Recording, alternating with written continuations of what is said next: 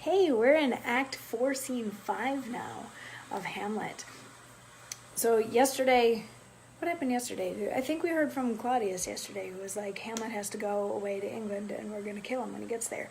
And this is where different versions of Shakespeare plays get interesting, because 4-4 in some versions has Hamlet interacting with some random Norwegian captain as he's getting onto a boat, because 4-4 is this tiny little snippet in the first folio where we get to see that Fortinbras is indeed starting to come and move through Denmark like he said he was going to way back at the beginning of the play.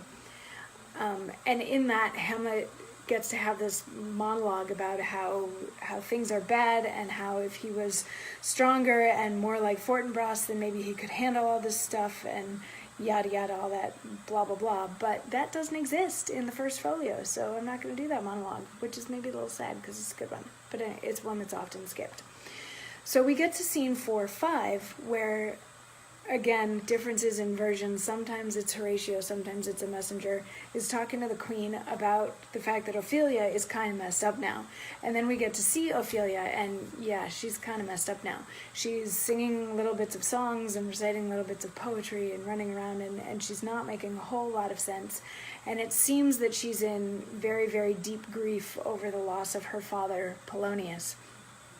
So she says some things, and depending on your interpretation of Ophelia, she maybe kind of verbally assaults Claudius a little bit before she leaves the scene. And when she leaves, Claudius says, "Follow her close. Give her good watch, I pray you. Oh, this is the poison of deep grief.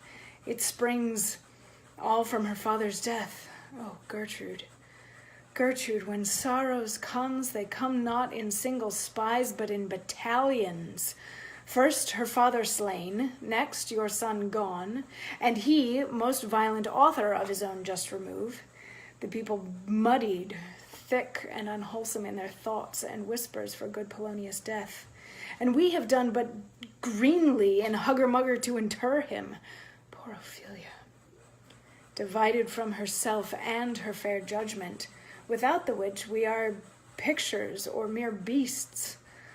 Last, and as much containing as all these, her brother is in secret come from France, keeps on his wonder, keeps himself in clouds, and wants not buzzers to infect his ear with pestilent speeches of his father's death, wherein necessity, of matter beggared, will nothing stick our persons to arraign in ear and ear. Oh, my dear Gertrude, this, like to a murdering peace in many places, gives me superfluous death."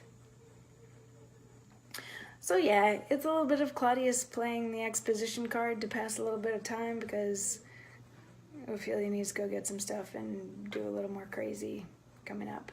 And it's a little bit disappointing that none of her crazy is a long enough chunk to qualify as a monologue. Like, she doesn't have 12 uninterrupted lines of text in this whole bit, but it's kind of beautiful and heartbreaking what she goes through.